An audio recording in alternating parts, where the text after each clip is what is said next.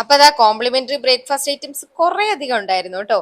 ഇഡ്ഡലി ഉണ്ടായിരുന്നു, ദോശ ഉണ്ടായിരുന്നു, ചട്നി, സാമ്പാർ, പിന്നെ ഇത് അപ്പം ഉണ്ടായിരുന്നു, പിന്നെ ഗ്രീൻ പീസിന്റെ സ്റ്റൂ ഉണ്ടായിരുന്നു. പിന്നെ ഞങ്ങളാട്ടോ ആദ്യം എത്തിയിട്ടുണ്ടായിരുന്നത്. പിന്നെ ഇത് മറ്റേ പൊട്ടറ്റോ വെച്ചിട്ടുള്ള ഒരു സംഭവമില്ലേ, അതുണ്ടായിരുന്നു. പിന്നെ എഗ് ഓംപ്ലേറ്റ് ഉണ്ടായിരുന്നു, പുഴുങ്ങിയത് ഉണ്ടായിരുന്നു. പിന്നെ ഇത് എന്ന് വെച്ചാൽ കേക്കാണ്.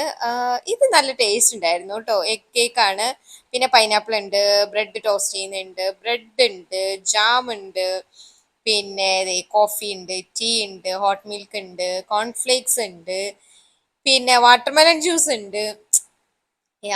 എന്താലേ കോംപ്ലിമെന്ററി ബ്രേക്ക്ഫാസ്റ്റ് എന്ന് പറഞ്ഞാൽ നമ്മള് ഓടിച്ചാടി എത്തണം, വിടാൻ പാടില്ല നമ്മള്.